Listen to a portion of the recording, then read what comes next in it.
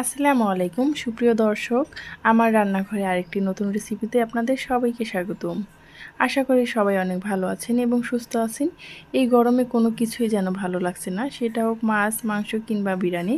কিন্তু এরকম একটা করলা ভাজি থাকলে সবাই কিন্তু এক প্লেট ভাত এমনিতেই খেয়ে নেবে, কোনো রকম কোনো বায়না ছাড়াই। আমি যেভাবে রান্না করেছি আপনারা অবশ্যই একবার হলেও ট্রাই করবেন। এই করলাটা এতটা মজার হয়। এটা আমি কিভাবে বানিয়েছি সেটা আপনাদের মাঝে শেয়ার করি। আমি এখানে করলা নিয়েছি আর করলাগুলোকে এরকম ছোট ছোট করে পাতলা পাতলা করে কেটে নিয়েছি। তারপর আমি এটাকে ধুয়ে ভালোভাবে পরিষ্কার করে একটা বাটিতে নিয়ে নিলাম।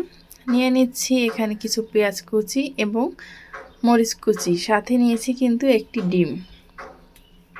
এখন আমি ফ্রাই প্যানে পরিমাণ মতো তেল দিয়ে দিলাম, দিয়ে দিচ্ছি মরিচ এবং পেঁয়াজ কুচি। এই পেঁয়াজটাকে আমি বেশি ভাজবো না, হালকা করে ভেজে নেব।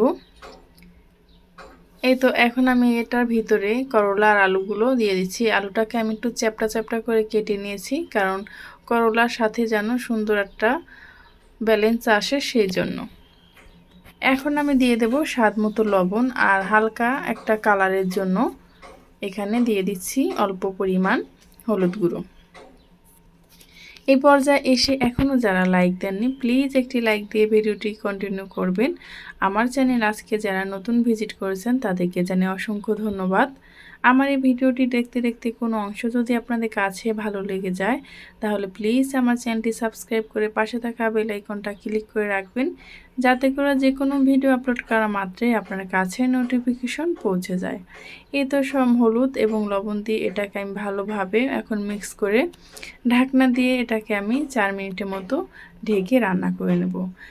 এই অবস্থায় কিন্তু চুলার জালটা মিডিয়াম টু হাই আছে। 4 মিনিট পর ঢাকনাটাকে খুলে আমি ভালোভাবে নেড়েচেড়ে মিশিয়ে দিচ্ছি।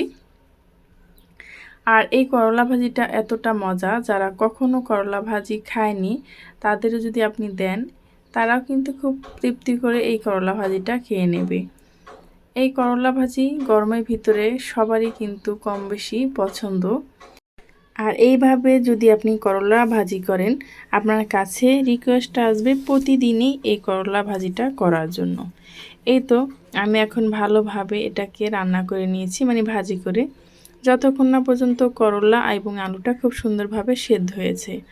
যখন করলা এবং আলুটা সুন্দরভাবে সেদ্ধ হয়ে গেছে এখন আমি এর ভেতরে যে ডিমটা রেখেছিলাম সেই ডিমটাকে ফাটিয়ে আমি দিয়ে দিচ্ছি।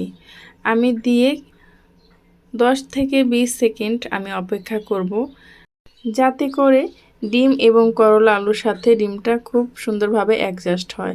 তারপর আমি ভালোভাবে নেড়েচেড়ে মিশিয়ে নেব। এই ভাজিটা আমি পোড়া পোড়া করব না, এই ভাজিটা একটু ভিজা ভিজা ভালো লাগে।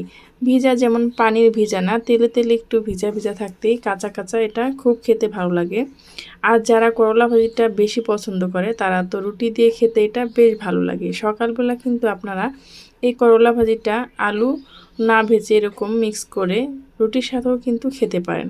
এই তো আমার করলা ভাজিটা কিন্তু একদম হয়ে গেছে, দেখতেই পারছেন কতটা সুন্দর হয়েছে, একটা করলা কিন্তু গলে যায়নি। এখন আপনাদেরকে আমি পরিবেশন করে দেখাচ্ছি কতটা সুন্দর এবং কতটা লোভনীয় হয়েছে। একবার হলো এই করলা ভাজিটা বাসায় ট্রাই করবেন, যদি ভালো লেগে থাকে তাহলে কমেন্ট বক্সে জানাতে ভুলবেন না। তার সাথে যদি হয় এরকম একটা কাঁচামরিচ, তার তো কোনো কথাই নেই। পরবর্তী ভিডিও নিয়ে আসা পর্যন্ত সবাই ভালো থাকবেন, সুস্থ থাকবেন। এই গরমে সবাই সবার দিকে খেয়াল রাখবেন। আল্লাহ হাফেজ।